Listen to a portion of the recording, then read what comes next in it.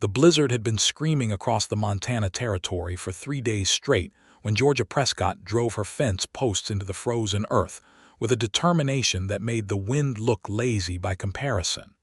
It was the winter of 1884, and the land north of Billings had turned into something biblical.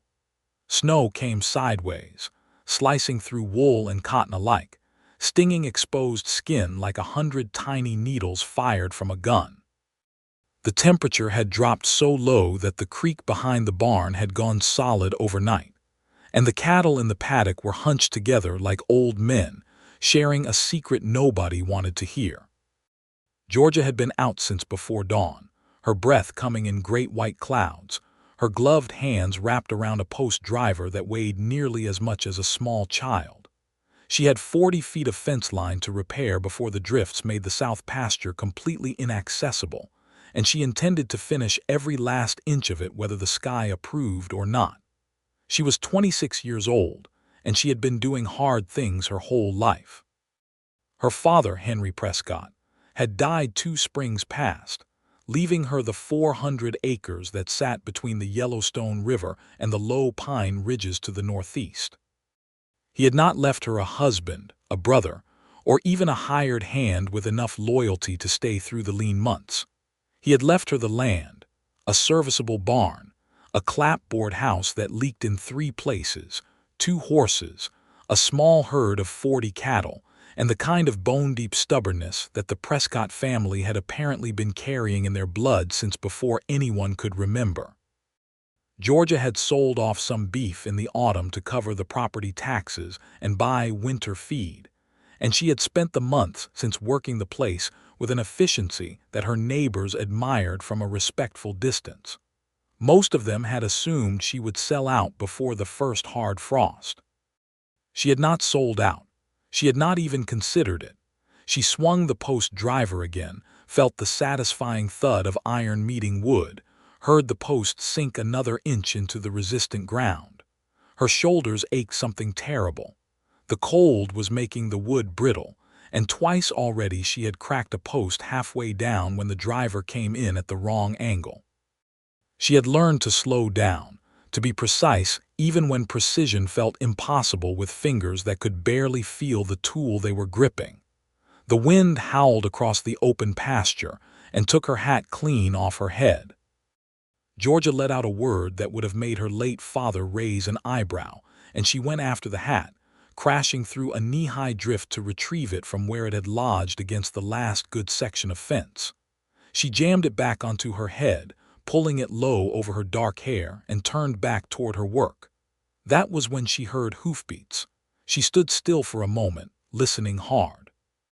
It was difficult to pick out any sound apart from the wind, but there it was again, the deep rhythmic percussion of a horse moving at a canter across frozen ground, coming from the direction of the eastern trail. She turned and squinted through the white curtain of blowing snow, and eventually a shape materialized from the gray nothing. A rider. He was tall in the saddle, that much she could tell even at a distance. His horse was a big roan mare, the kind of animal that moved with steady confidence even in this weather.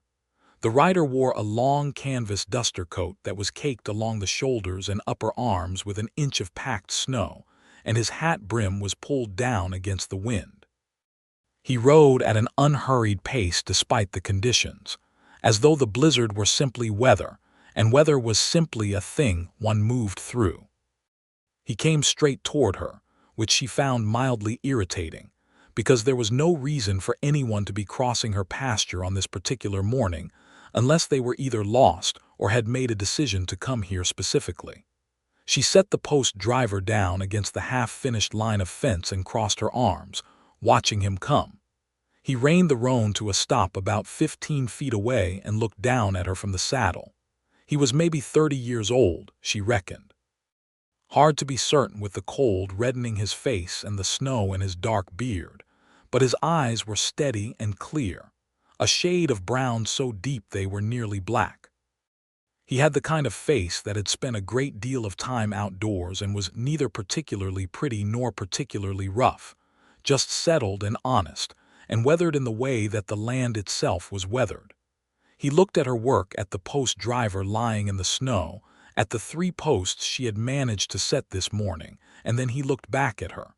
He said, "Move over." Georgia Prescott stared at him for a long moment in which the only sounds were the wind and the distant restless shifting of her cattle in the paddock.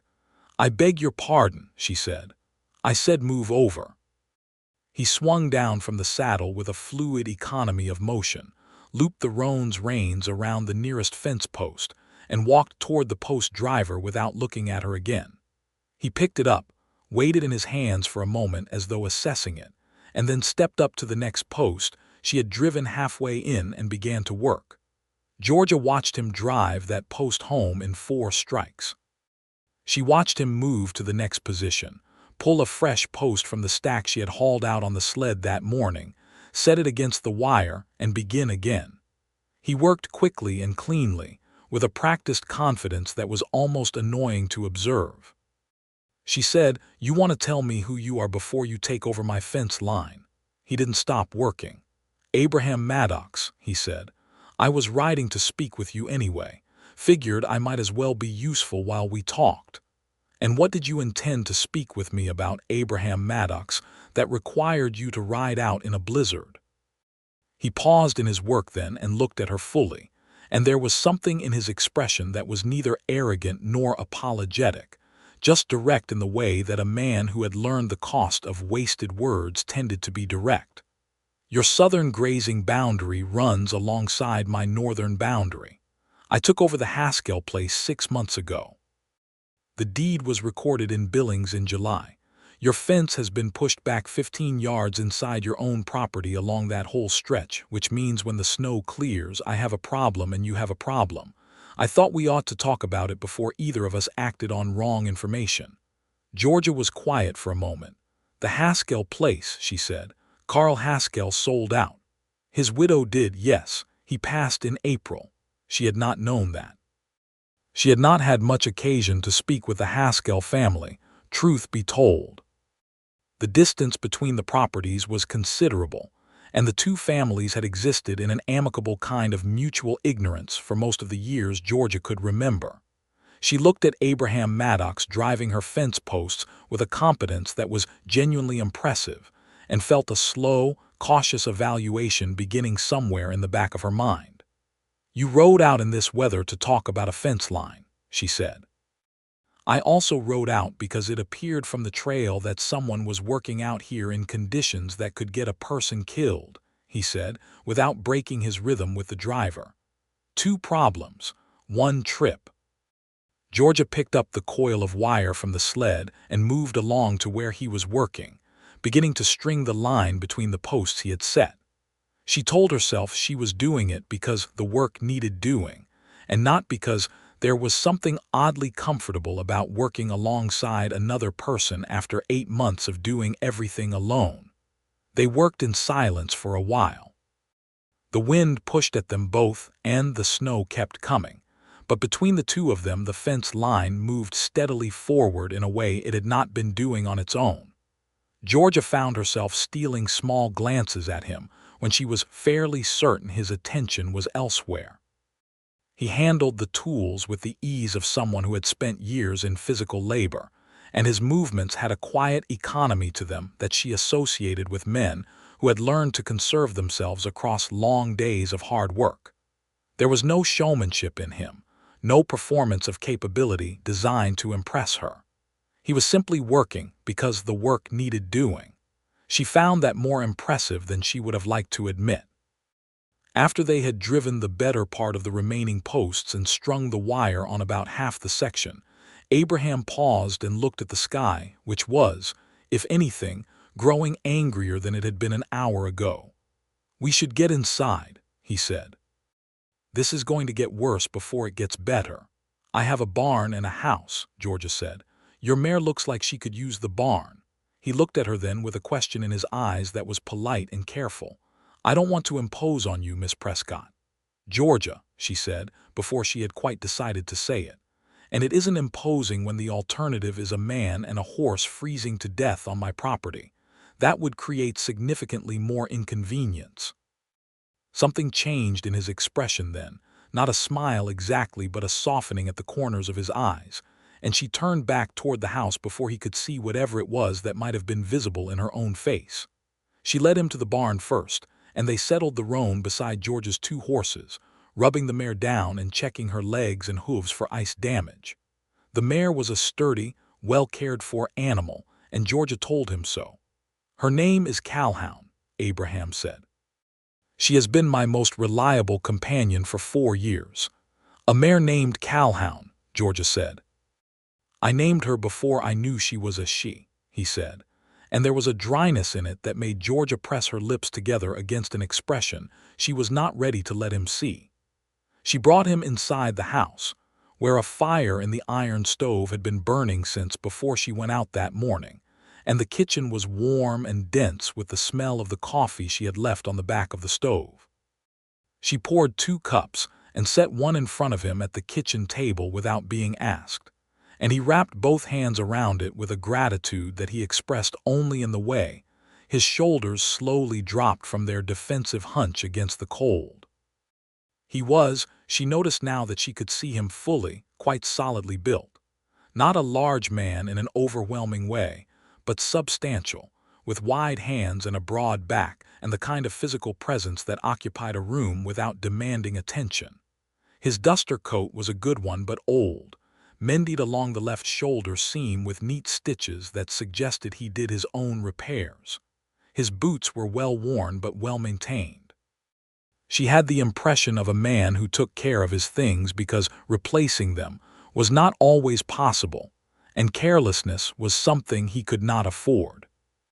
He looked around her kitchen with a careful, non-intrusive attention, and she had the sense that he was cataloging things the way a man accustomed to new places learned to read environments quickly. "The Haskell place," she said, settling into the chair across from him. "How much land?" 320 acres, he said. "I bought the north section at fair price. The widow wanted to go back to her family in Ohio. There were no children. What did you do before you came here?" He looked down at his coffee for a moment, and she noticed that, and filed it away. "I worked cattle drives out of Texas mostly. Ran a trail crew for a ranch out of Abilene for 3 years. Before that I was in Kansas." He paused. "It is a long story and not one that requires telling all at once." She respected that. She had her own long stories that did not require telling all at once. "The fence line," she said. "What are you proposing?" He pulled a folded piece of paper from inside his duster coat and laid it on the table. It was a survey map, hand-drawn but clearly careful, with measurements noted in a precise, small hand.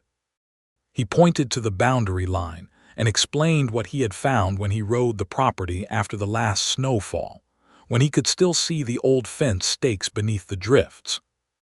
The fence had been moved, he believed, during the years when the Haskell property had changed hands among a couple of different owners before the widow took it, and it had never been corrected.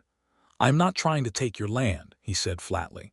"I want to establish the correct line and rebuild the fence where it belongs. That benefits both of us." She studied the map. She studied him studying the map. She said, "You could have sent a letter." "I could have," he agreed. It seemed like the kind of conversation that wanted a face in front of it. Georgia looked up from the map and found him looking at her, and for a moment neither of them looked away, and the fire in the stove made a small, comfortable sound, and the blizzard rattled the window glass, and she had the peculiar sensation of standing at the edge of something wide and deep, the way she sometimes stood at the edge of the Yellowstone and looked out at the water moving toward places she had never been. She looked back at the map. "All right," she said. "When the weather clears, we will ride the line together and establish the correct boundary." "That is all I am asking," he said. The blizzard kept him there for 2 more days. There was no question of him attempting the ride back to his property, in conditions that had, by late afternoon of that first day, turned genuinely dangerous. Georgia set him up in the small back room that had been her father's study, where there was a cot and a wool blanket and a small oil lamp. He accepted this without embarrassment and without excessive gratitude, and she found that she appreciated both things. Those 2 days were unlike anything Georgia could quite categorize in the years of her experience. They worked together through the tasks that the blizzard made necessary. They checked on the cattle twice daily, breaking ice on the water troughs, distributing feed, making sure none of the animals were showing signs of serious distress. They worked efficiently together, each taking a task without needing to negotiate, and she noticed that he had a way of watching what she did before assuming he knew better, which was a quality she had not encountered very often in men who came onto her land. In the evenings they sat by the stove and talked. Not the cautious, formal talk of strangers performing politeness, but the real kind, the kind that began when two people had worked hard beside each other, and the barriers that social propriety normally maintained had been partly dissolved by shared labor and warmth, and the intimacy of a storm outside the windows. She told him about her father, about the years of watching him work the land and the grief that had come after, a grief that was complicated by the inheritance of responsibility, because there had been no time to mourn properly when there was so much that needed doing. She told him about the neighbors who had predicted she would fail and about the small, private satisfaction she took in proving them wrong each season. He listened. He did not offer solutions or corrections. He just listened with a quality of attention she found almost startling after so much time alone. In return, he told her about Texas, about the cattle drives, the long months on the trail, the particular loneliness of a life that was always moving.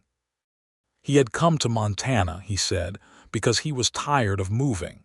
He wanted land that was his. He wanted to build something that stayed where he put it. He said this looking at the fire, and his voice was quiet, but there was something underneath it, a depth of feeling carefully managed, and Georgia thought that this was a man who had wanted this for a very long time and was still not entirely certain he deserved to have it. She said, "What happened in Kansas?" He was quiet for a long moment. Then he said, "I had a partner. We were going to buy land together, run a small operation. He got into trouble with the wrong people, the kind of trouble that ends badly.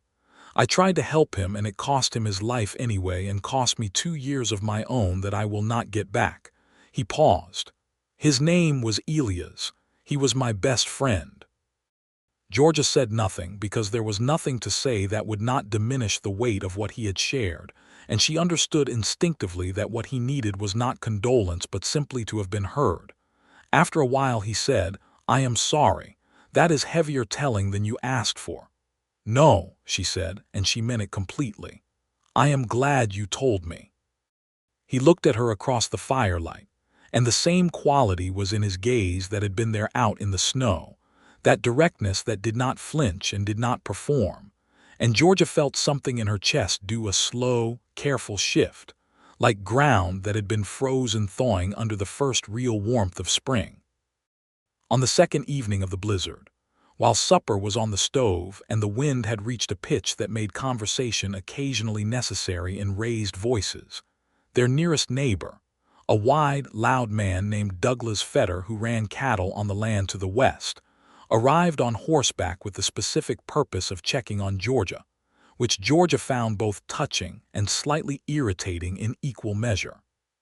Fetter was a decent man, the kind of neighbor who showed up when things went wrong, but he had also made it tolerably clear over the past year that he considered Georgia's solitary management of the Prescott property to be a situation that would best be remedied by her agreeing to marry someone, and he had a list of candidates he was willing to provide on request.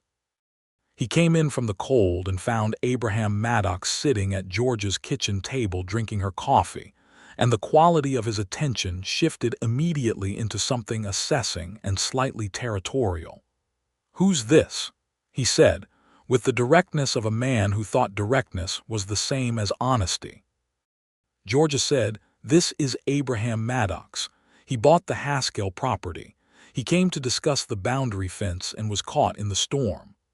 Fetter looked at Abraham with an expression that was not quite hostile but was not entirely welcoming either. Abraham stood and offered his hand and gave his name and said something brief about the Haskell property, and Fetter shook the hand and nodded and spent the rest of his brief visit in a state of watchfulness that Georgia found both transparent and faintly amusing. When Feder left, pulling his coat back up against the howling dark, he said to Georgia at the door, "You send for me if you need anything." "I always do," Georgia said, which was not entirely true but was kind enough for the moment. She turned back to find Abraham watching her from the kitchen doorway with an expression she could not quite read. She said, "He means well." "I know he does," Abraham said. "Those are sometimes the most complicated people." She laughed, and it surprised her, the way a creek surprised you when it ran where you did not expect water to be.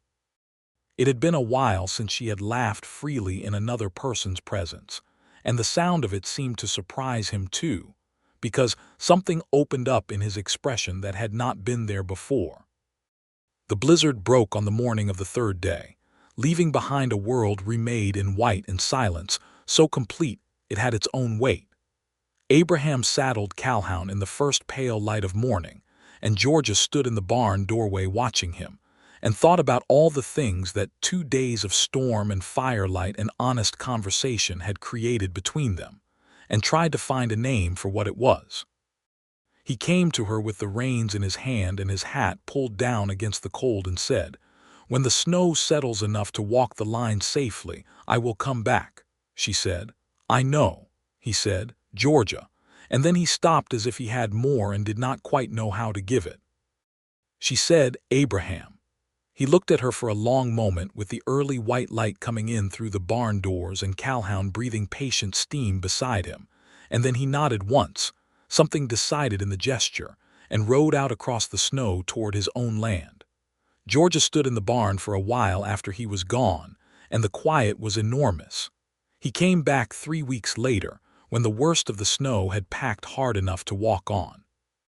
He rode up early on a Tuesday morning when the sky was the particular brilliant blue that only appeared in Montana winters, a blue so clear and cold it looked like the edge of something infinite. Georgia saw him coming from the kitchen window and had to remind herself to pour a second cup of coffee at a measured pace, rather than at the quick, unguarded speed she wanted to move at. They spent the better part of the day walking the boundary line, which ran for nearly a mile through pine scrub and open meadow along the eastern edge of her property. He had brought the survey map and a compass, and she had brought her father's old boundary markers, which were carved wooden stakes with the Prescott brand on them. They worked methodically, measuring and marking, and by midday they had confirmed that he was right.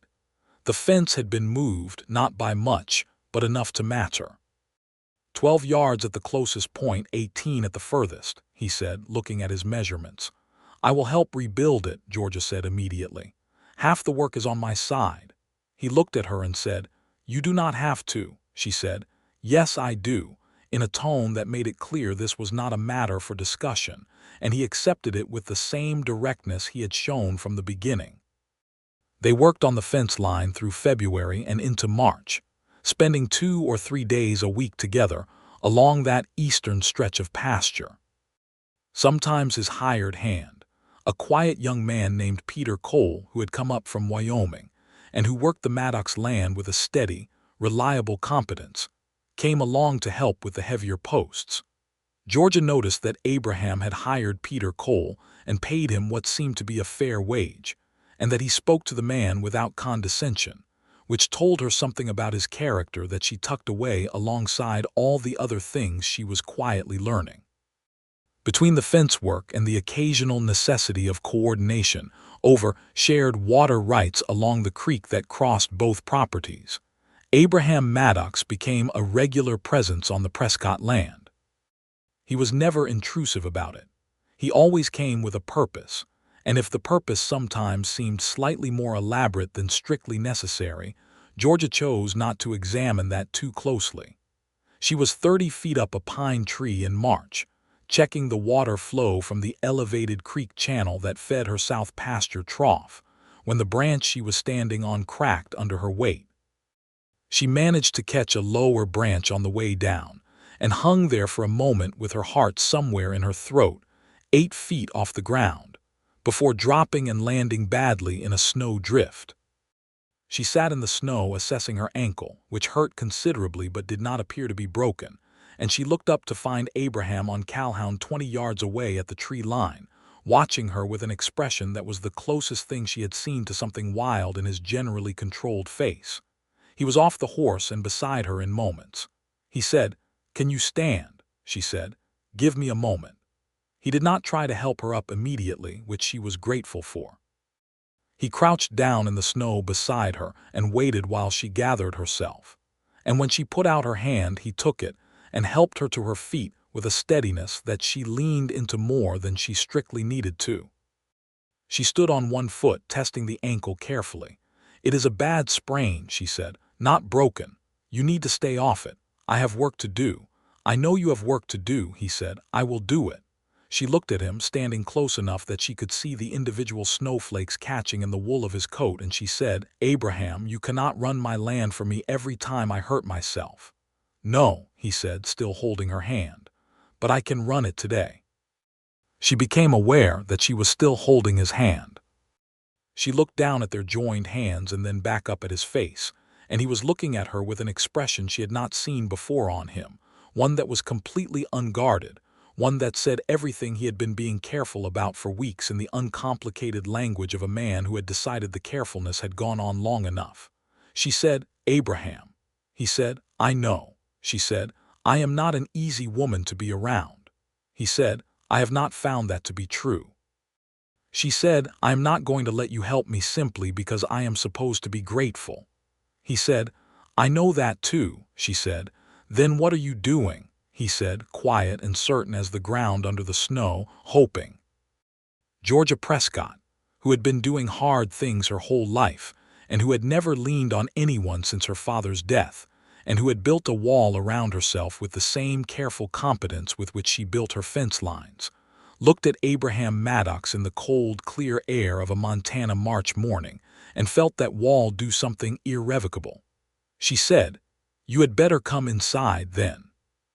He helped her to the house, and she let him, and inside the warmth of the kitchen with her ankle propped up on a chair and coffee on the stove, they talked for the rest of the afternoon with none of the careful distances they had been maintaining. He told her more about his years in Texas, about the particular beauty and hardship of the cattle drives, about the way the open plain looked in the first light of morning when you had been sleeping under the stars, and there was nothing between you and the edge of the world. He told her about Elias again, more fully this time, the whole story of a friendship and a bad investment and men who used their power to crush what they could not own, and the grief and guilt he had carried out of Kansas. She listened to all of it, and she told him about her mother, who had died when Georgia was 12, and about the years of learning to do the things that girls in that time and place were not expected to do, the physical work and the business decisions and the management of money and property, because her father had been a practical man who valued competence over convention. She told him about the loneliness. She had not told anyone about the loneliness before. It was not the kind of thing you said out loud in a world that would take it as a weakness to be exploited. But she said it to Abraham Maddox in her kitchen on a March afternoon, and he listened, and when she finished he said, "I know that particular quiet," and the understanding in it was so complete that she had to look away toward the window for a moment. He stayed for supper.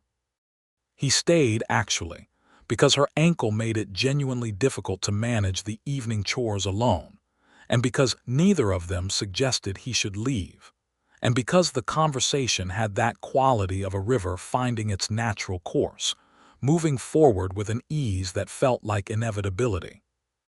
After supper he sat across from her at the kitchen table in the lamplight and said, "I would like to come calling if that is all right with you," she said. "You have been coming calling for 2 months." He said, "I mean properly." She looked at him across the table and said, "Then come properly." He came on the following Sunday and the one after that, and the Sundays acquired a shape and a warmth that Georgia began to plan toward during the week in the way you plan toward a thing you did not want too openly for fear of losing it.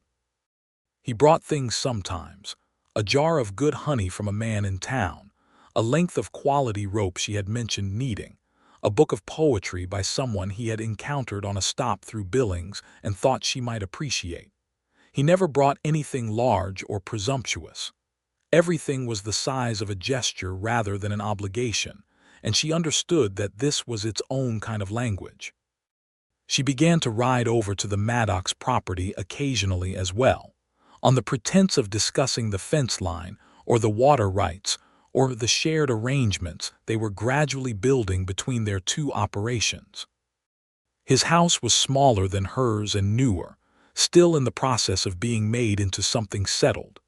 He had built good corrals and his barn was well organized, and the house itself was clean and spare, and had about it the quality of a man who was learning to have a home again after years of not having one. Peter Cole, the hired hand, had a small bunkhouse attached to the barn, and he treated Georgia with a respectful friendliness that told her he approved of her visits and had probably noted Abraham's improved disposition on the Sundays following them. In April, the snow began to recede, and the land came back with that overwhelming Montana spring energy, the grass pushing through in vivid green, the creek running high and cold and fast, the sky enormous and blue and full of possibilities that had been locked under winter for months. Georgia felt the season in her body the way she always did, as a loosening, a kind of physical relief after the long, hard months of cold.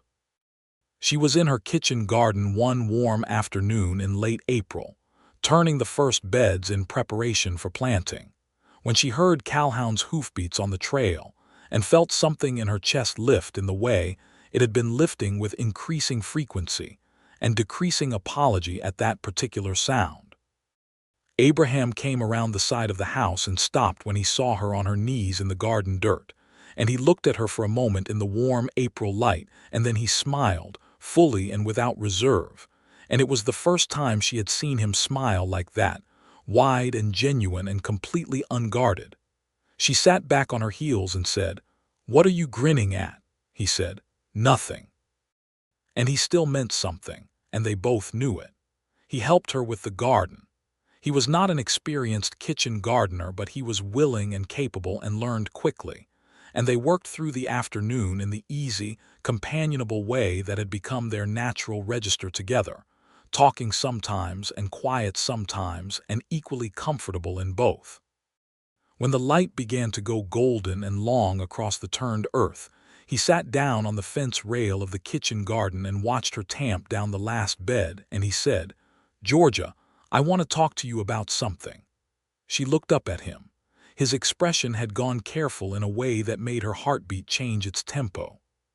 He said, "I did not come to Montana thinking about this. I came here to build a life.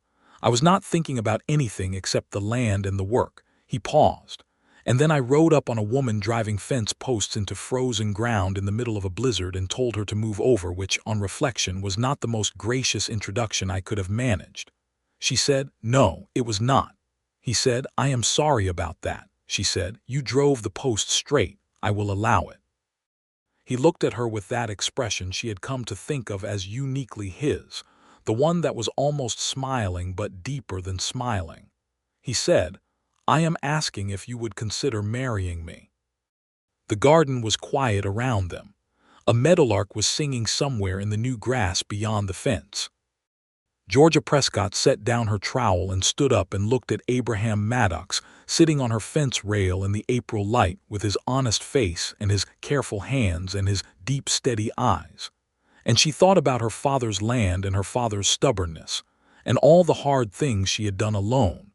And she thought about the blizzard and the kitchen and 2 days of firelight and honesty. And she thought about the months of Sundays and the fence line, and the river of conversation that had been moving between them from the very beginning toward this inevitable place.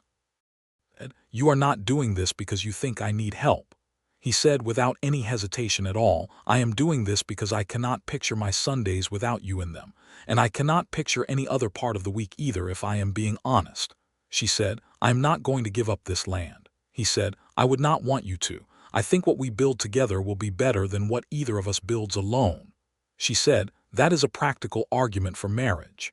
He said, "Georgia." She said, "What?" He said, "I love you." He said it the way he said most important things, quietly and without performance, and it landed in her with a completeness that she had not been prepared for, even though some part of her had known it was coming, had been knowing it was coming for months. She said, "I love you too." She said it with more surprise in her voice than she had intended, as if she had been the last to fully understand it, and he laughed then, softly, and the sound of it made the meadowlark go briefly silent and then start up again. She crossed the garden and stood in front of him where he sat on the fence rail, and he took her hands in both of his and looked up at her with an expression that was open and warm and sure, and she looked back at him the same way, and for a long moment the April evening held them both. She said, "Yes." He said, "Yes." She said, "Yes, Abraham, I will marry you." He stood up then, and she was close enough to feel the warmth of him, and he brought her hands up and held them against his chest, and looked at her with everything she had been watching build in him for months now given its full permission to exist. And he kissed her, gently, and with the same honest directness that had characterized everything he did, and the meadowlark kept singing, and the new grass smelled like everything beginning. They were married in June of that year, 1884, on the Prescott property, because the Prescott property was larger, and because Georgia had planted her mother's roses along the south fence in a moment of spring optimism, and they had come up beautifully. The minister came from Billings, a practical man named Reverend Hogue, who performed the ceremony in front of a small gathering of neighbors and acquaintances. Douglas Fetter came and was gracious about it in the way of a man who has accepted that the world has not arranged itself according to his preferences, which Georgia thought was the best she could ask of him. Peter Cole came and stood beside the barn with his hat in his hands, and looked genuinely happy in the way of a quiet person who felt other people's important moments deeply. A woman named Clara Whitfield, who ran the millinery in Billings and who had been George's closest female friend for several years, came with her husband and cried at the appropriate moments. Georgia wore her mother's blue dress, which she had preserved carefully and which fit her well, and she wore her hair down with a braided arrangement at the crown that Clara had helped her with the night before. She felt, standing in the June sun beside the south fence with the roses blooming behind her and Reverend Hogue reading from his worn Bible, more certain than she had expected to feel. She had expected to feel the particular kind of fear that came with any large and irrevocable change. She felt instead a bedrock solidity, a sense of things settling correctly into their proper places the way a well-set fence post settled when you knew the ground was good. Abraham stood beside her in his best coat, which he had clearly had pressed and which fit him well, and he held her hand through the entire ceremony with a steadiness that she leaned against the way you leaned against something you trusted to hold your weight. When Reverend Hogue told him he could kiss the bride, he kissed her in the June sunshine with the roses and the blue sky and all the people watching, and Georgia heard Clara Whitfield make a happy sound and felt something so complete inside herself that she had to laugh against his mouth, and he pulled back and looked at her and smiled. She said quietly, against the background noise of congratulations beginning around them, "I did not think this would happen to me." He said equally quietly, "Nor I," she said. "I am glad you told me to move over." He said, "I suspect you would have finished the fence regardless." She said, "Of course I would have." He said, "I know, that is not why I helped." She understood him. She looked at his face in the June light and understood him completely, and felt the breadth of that understanding like the Montana sky over her head, the way it went further than you could see, but you knew it was all there, all of it, all the way to the horizon and beyond. The summer they shared in their first year together was one that Georgia would return to in memory for the rest of her life, not because it was perfect, because no summer was, but because it had the quality of discovery layered over the quality of familiarity, each day showing her something new about the man she had married while simultaneously deepening her certainty about what she already knew. They agreed, practically and without sentimentality, that the two properties would be managed as a single operation. The Prescott land and the Maddox land together made a considerable holding, and the shared water rights that had previously required awkward coordination were now simply a resource to be managed between them. The fence line that had brought them together was rebuilt cleanly and correctly, every post straight and every wire taut, and every time Georgia looked at it, she felt a private amusement at the particular way fate chose to arrange things. Abraham was a rancher in the truest sense, with a thorough understanding of cattle management and grazing rotations, and the kind of long-term thinking that healthy land required. Georgia had learned her land management from her father, who had been a practical and observant man, and the combination of their different knowledge turned out to be better than either of them had individually. He knew things she did not. She knew things he did not. They taught each other.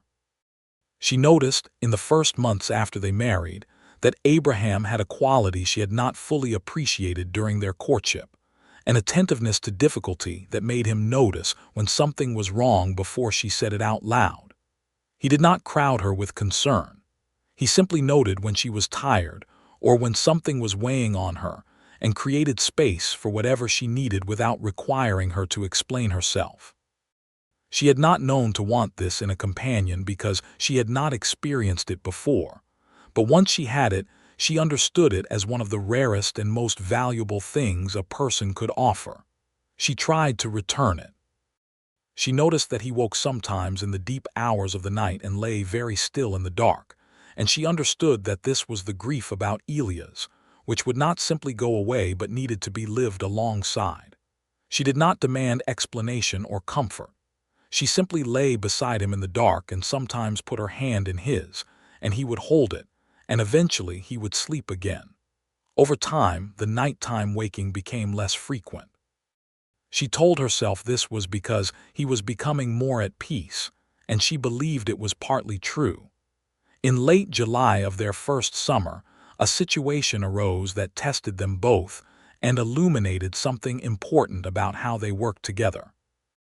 A man named Randall Burke, who ran a larger operation about 30 miles south of Billings, and who had, Georgia had heard, a long history of pressuring smaller landholders to sell out at unfair prices, rode up to the Prescott Maddox property with 2 hired men, and a self-satisfied manner that Georgia recognized immediately as the specific confidence of someone who had never been told no by anyone in a position to make it stick.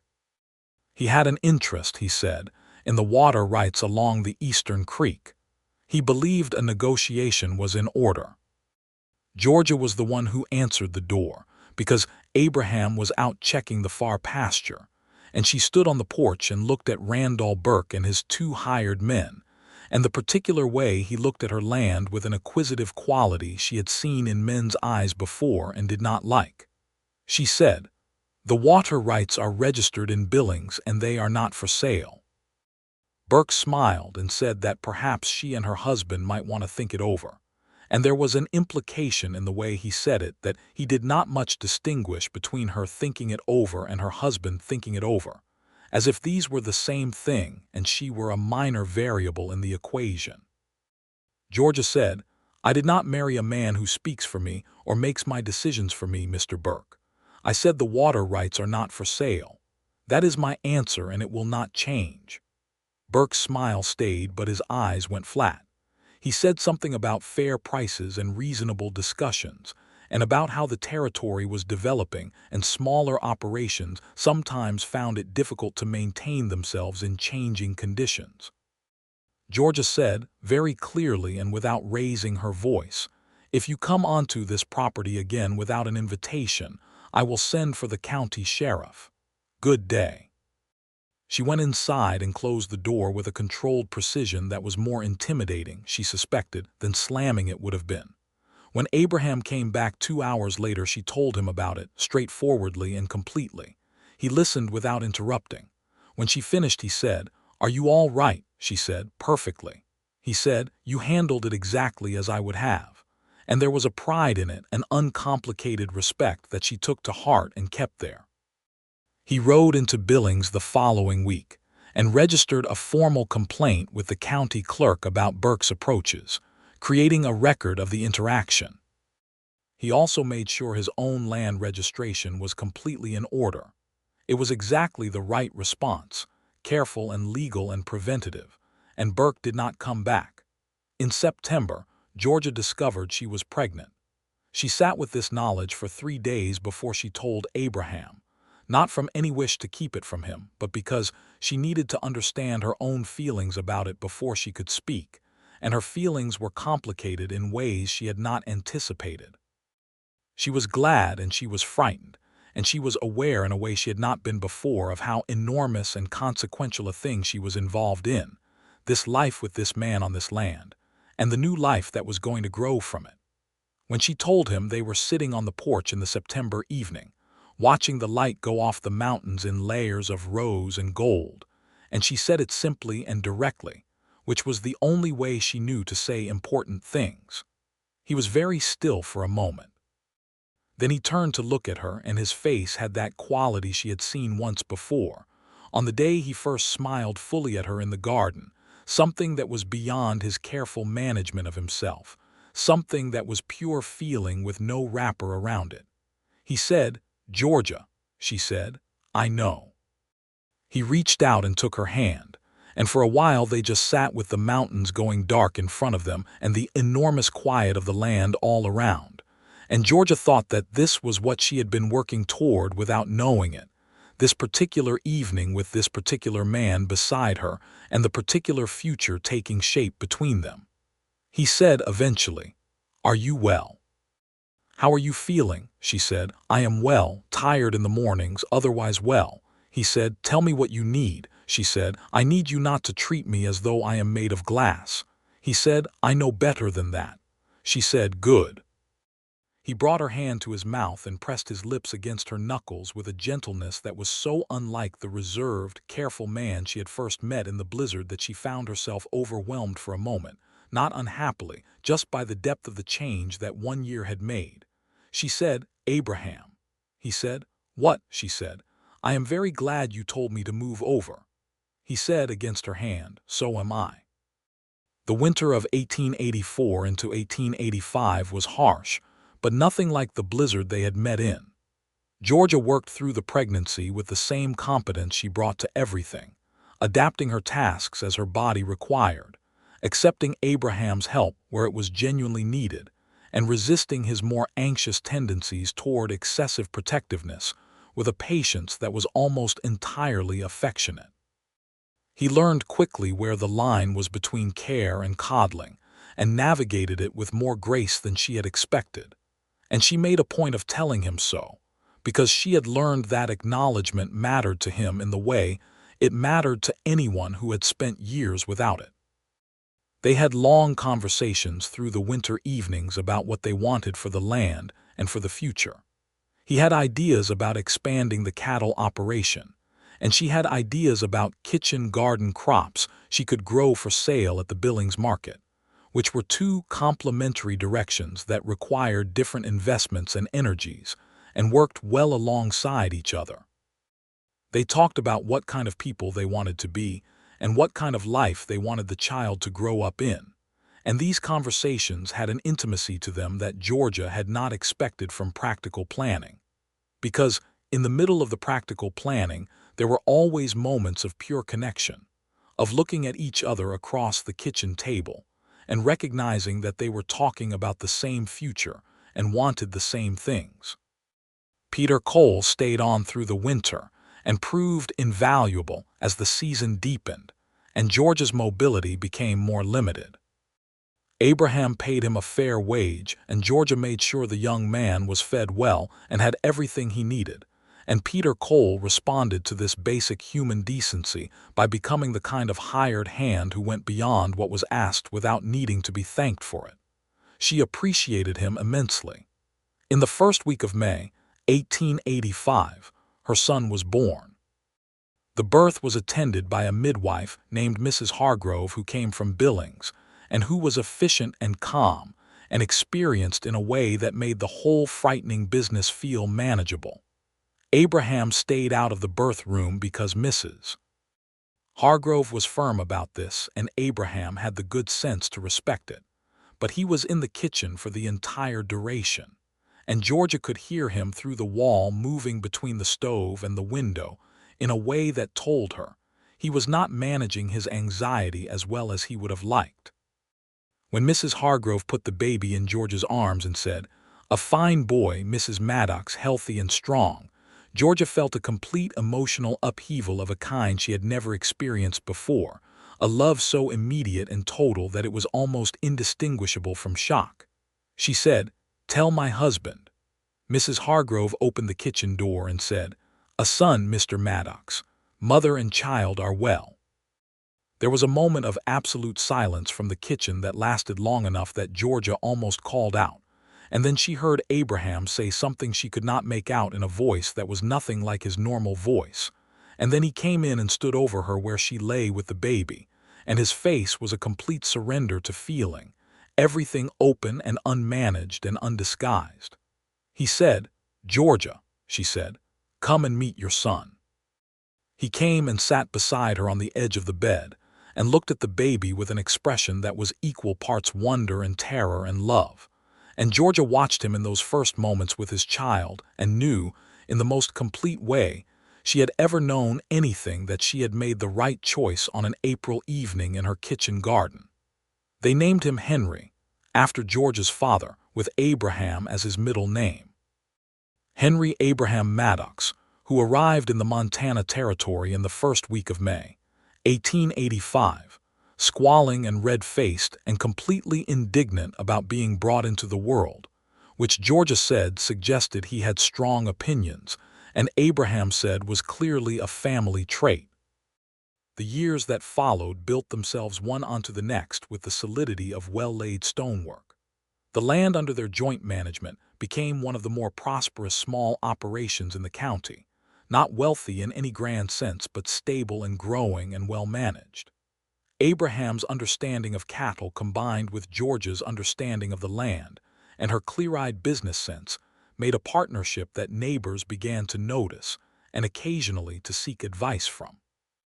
Little Henry grew up on the land in the way Georgia had imagined, learning to ride before he was 5 and to drive a fence post before he was 8, with both his parents teaching him and neither of them making him feel that any task was beyond him if he was patient and precise. He had Georgia's dark hair and Abraham's deep brown eyes, and a disposition that combined his father's quiet steadiness with his mother's absolute refusal to be moved by difficulty, and Georgia watched him grow with a pride that was one of the great pleasures of her life. In the summer of 1887, Georgia was pregnant again. This time she told Abraham the same evening she knew it, because there was no longer any reason to hold things alone before she could share them, because she had learned in these 3 years of marriage that sharing things with Abraham did not diminish them or expose them to damage. It expanded them, made them real in a fuller sense. He took her hands and said, "How are you feeling?" She said, "Happy." He said, "Good." She said, "And you?" He said, "Happier than I know what to do with." She said, "You have been that for a while now." He said, "Yes," with a simplicity that contained the whole history of them. Their daughter was born in February of 1888, on a cold, clear night when the stars over Montana were so bright and sharp they looked as if someone had scattered broken glass across the sky. They named her Eliza, partly for the sound of it, and partly because it carried within it the first syllable of Elias, the friend Abraham had lost in Kansas, which was a choice they made together one evening without either of them quite proposing it, just arriving at it naturally as they arrived at most things together.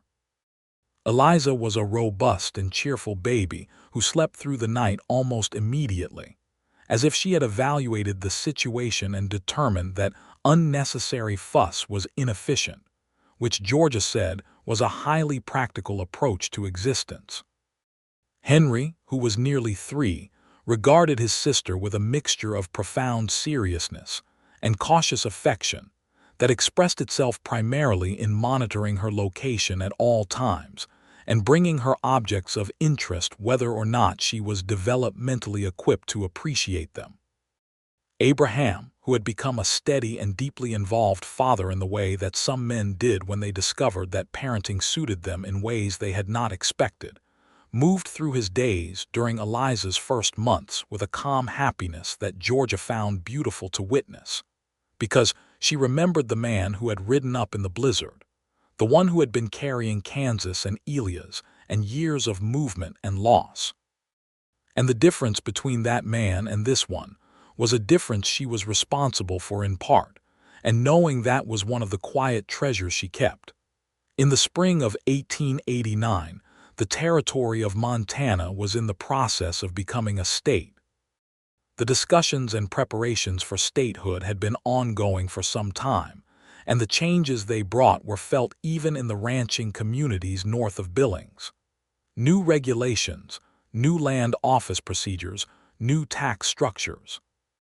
Georgia and Abraham navigated all of it together, Georgia handling most of the paperwork and record-keeping because she was the more meticulous administrator, Abraham handling most of the external negotiations because he was the more patient conversationalist, and the division of labor worked because neither of them confused division with inequality.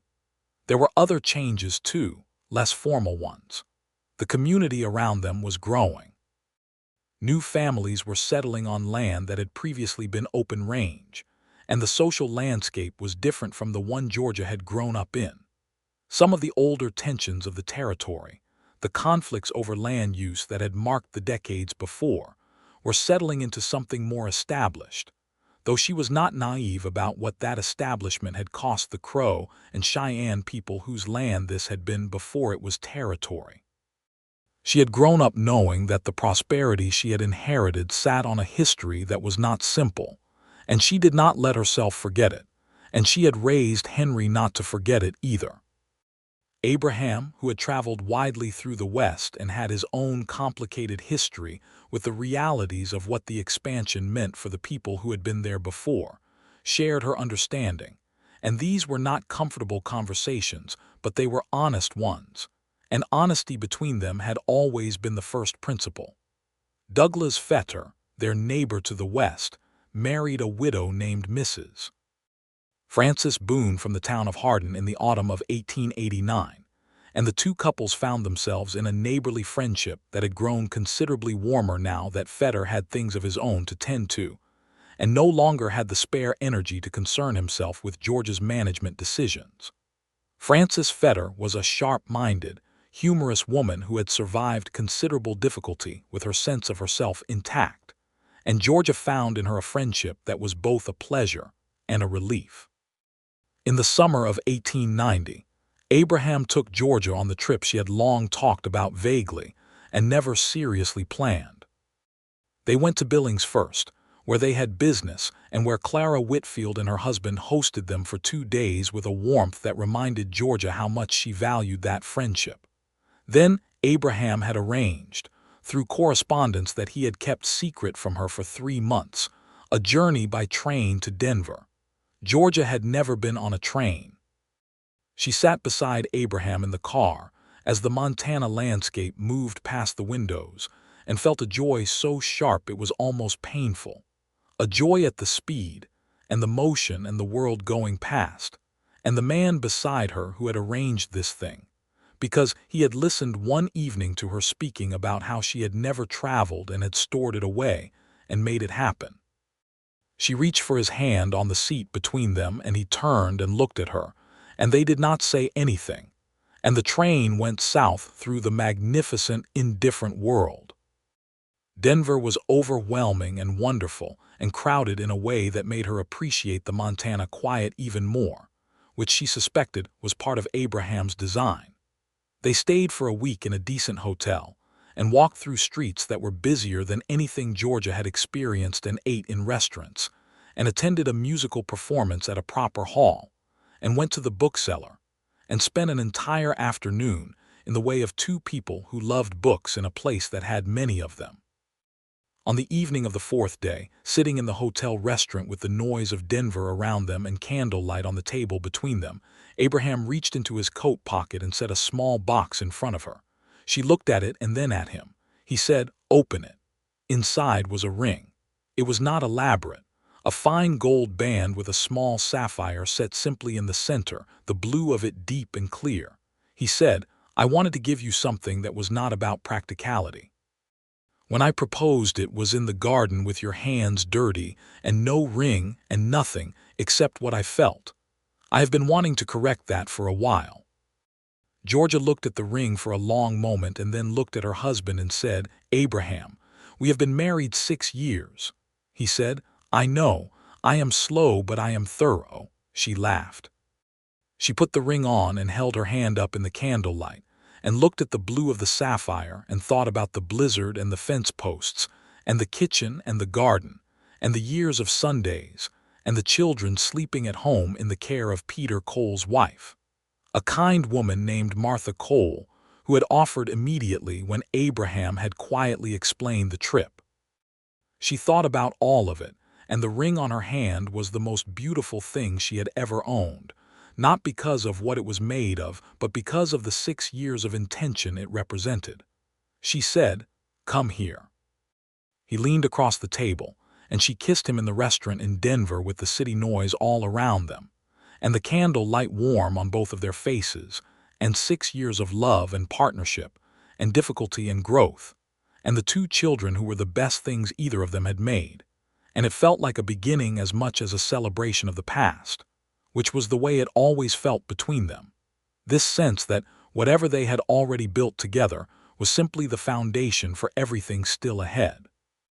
They came home from Denver to find that in their absence the south pasture had produced an unexpectedly fine stand of late summer grass, that Peter Cole had managed everything beautifully, that Martha Cole had fed the children well and read to them each evening, and that Henry had, in a development his parents received with complex feelings, taught Eliza to say the word for the post driver, which was not the most refined vocabulary for a 2-year-old, but demonstrated considerable sisterly admiration for her brother's expertise. The autumn of 1890 settled in with the same brilliant color it always did, the aspens going gold along the creek, and the sky that specific shade of Montana blue that Georgia had spent her whole life under, and which still moved her each year as if for the first time. She stood on the porch one October morning with her coffee in both hands and looked out across the land, the good fence lines running true in every direction, the cattle settled in the lower pastures, the barns solid and well-maintained, the house behind her warm and full of the particular sounds of a family engaged in the business of mourning. She heard Abraham inside the house, heard his voice in the low register he used with the children, a different voice from the one he used in other contexts, warmer and slightly slower, paced for small ears. She heard Henry say something in response and heard Abraham laugh, and heard Eliza, who was now 2 and had strong opinions about everything, deliver some statement with apparent authority. Georgia stood on the porch in the October air and felt, in the most complete and honest sense, happy. Not the managed contentment of making the best of things, not the determined satisfaction of a woman proving a point to people who had doubted her, but simple, profound happiness of the kind that came from building something that was true and good and entirely yours in the deepest sense of the word. Abraham came out onto the porch behind her with his own coffee and stood close beside her and looked out at the land the way they often stood together looking at the land, 2 people who understood what they were looking at and what it had cost and what it was worth. He said, "Henry wants to ride the eastern pasture today." She said, "He is 5 years old." He said, "He can sit a horse better than most adults I know." She said, "He gets that from me." Abraham said, "Absolutely," in a way that meant he was perfectly aware it was also significantly from him. Georgia leaned her shoulder against his arm and he shifted to put his arm around her and she leaned more fully against his side and they stood that way for a while in the October morning, the way they stood sometimes with the whole of their shared life spread out around them. She said, "Abraham." He said, She said, "I am pregnant again."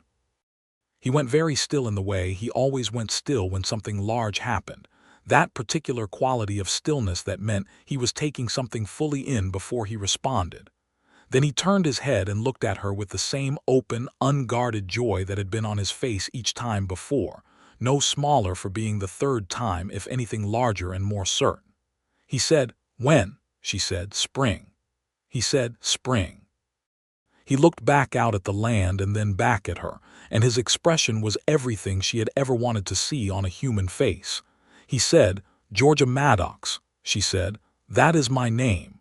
He said, "You are the most extraordinary person I have ever known." She said, "I know." He laughed, and she laughed with him. And inside the house, Eliza made a loud noise that suggested she had discovered something of interest or created a problem. And Henry's voice came in response with the serious advisory tone he used with his sister. And the morning opened around them both, clear and gold and full. They had built this. The two of them, from a blizzard and a fence line, and a man who rode up and said move over, and a woman who had moved, not because she was told to, but because something in the quality of what he offered had already been what she was looking for without knowing it. They had built the fences and the herd and the marriage and the children and the friendship and the arguments they had learned to navigate, and the silences that were comfortable, and the evenings by the fire and the mornings on the porch, and the particular language they had developed between them over 6 years.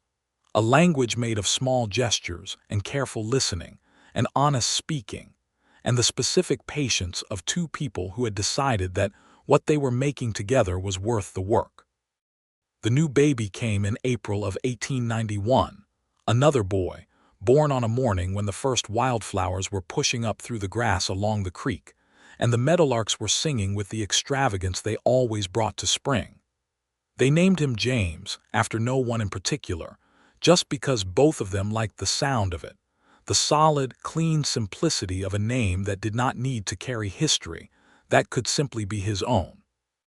James was a calm baby, inclined to observation rather than complaint, and from his earliest weeks had the quality of a person who was taking careful note of everything. Henry, now 6 and considerably invested in his position as eldest, appointed himself James's primary educator on the subjects of horses, cattle, fence posts, and the layout of the land, and delivered instruction with the seriousness of a man with significant responsibilities.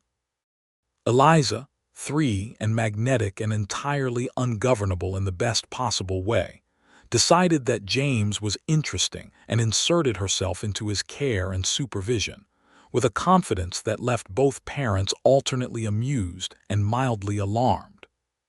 The household was full in the way Georgia had never imagined it would be, not because she had not wanted this, but because she had spent so many years without it that she had stopped expecting it, and had made her peace with the landscape of the life she had. And then the landscape had changed, and she was still adjusting to the pleasure of it. This fullness, this noise and warmth and demand and love that shaped every ordinary hour. In the evenings when the children were sleeping and the ranch was quiet, Georgia and Abraham sat together by the fire in the same kitchen where she had once poured him coffee in a blizzard, and sometimes they talked and sometimes they read, and sometimes they sat in the comfortable silence of two people who had said all the important things so many times that the saying was no longer always necessary, who could sit beside each other in the warm quiet and know everything that needed to be known. He reached for her hand sometimes, in those evenings, without preface or explanation, just the gesture of it, the simple wanting to be connected to her, and she gave her hand and leaned against him, and felt the warmth of the fire and the weight of the years and the absolute solidity of everything they had made. Outside the windows, the Montana land went on in every direction, east to the rising sun and west to the mountains and north, toward the wide open spaces that had once seemed like threat and now seemed like abundance, the land she had been born to and had fought for, and had almost lost faith in during the hard and lonely years, the land that had given her all of this, the fence line and the blizzard, and the man who had ridden up in the worst of the weather and told her to move over and changed everything. She thought sometimes about that morning, replaying it with the clarity that certain memories kept over years, the particular quality of the cold and the sound of hoofbeats through the blizzard, the shape of him on the roan against the white wall of the snow, the simple directness of his arrival, the way he had picked up the post driver and gone to work as if the question of helping were not a question at all. She thought about who she had been that morning, a woman alone in a storm driving fence posts into frozen ground because the fence needed doing and there was no one else to do it. And she thought about who she was now, a woman still on this land, still driving the work forward with the same stubbornness, but no longer alone in any of the ways that had mattered. Accompanied by this man and these children, and this life they had made out of a blizzard and a boundary fence, and the particular luck of two people finding each other in the right conditions. She was 32 years old and she had everything she had worked for and more than she had known to want. One morning, in the late autumn of 1891, Georgia stood at the window of the house and watched Abraham in the yard below with all three children. Henry was on horseback, demonstrating something with an earnest competence, and Abraham was watching him with his arms crossed and an expression that was equal parts pride and amusement. Eliza was standing at Abraham's side with her hand in his, apparently providing a running commentary on Henry's performance. James, in a little coat that Peter Cole's wife had made him, was sitting in the yard examining something in the dirt with the absorbed seriousness that characterized his general approach to the world. Georgia watched them in the late autumn light and felt the full weight of it, the way you sometimes felt the full weight of something good when you looked at it long enough to see all of it at once. Abraham looked up then, directly at her window, as though he had known she was watching, because he often seemed to know when she was watching, and he smiled, the full unguarded smile that still made something in her shift even after 7 years, and he raised his free hand toward her. She put her palm flat against the cold window glass. He put his hand flat against the air between them, matching her gesture across the winter yard, and his smile was everything he had ever said to her and everything he had not needed to say. And Eliza, noticing this exchange, looked up at the window and waved with the full-body enthusiasm of a child who did not see any reason to do anything by halves, and James looked up from his examination of whatever he had found in the dirt and stared at the window with his considering gaze. Henry brought the horse around and said something that made Abraham laugh and look away for a moment, but he looked back up at her window before he turned fully toward the horse, and in the last moment of that shared look, Georgia felt the same thing she had felt on the April evening when she stood in her kitchen garden with her hands dirty and her heart wide open, and said yes to this man and this life and this particular version of the future. Complete. She felt complete.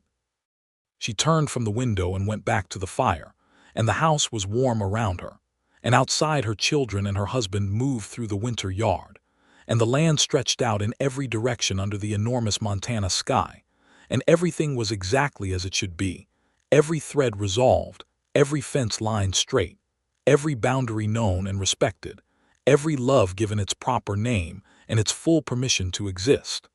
The blizzard that had started everything was 7 winters past now. Georgia thought of it sometimes as a kind of beginning, the storm that had brought her the man who had told her to move over and then spent every day since making more room for her than she had ever been offered, room to be herself fully and fiercely, room to be strong and difficult and capable, and also to be held when she wanted to be held, room to love and be loved in return without condition or diminishment. She put another log on the fire and listened to the sounds coming from the yard and felt the warmth of the house around her like an embrace, and she was deeply, thoroughly, irreversibly glad.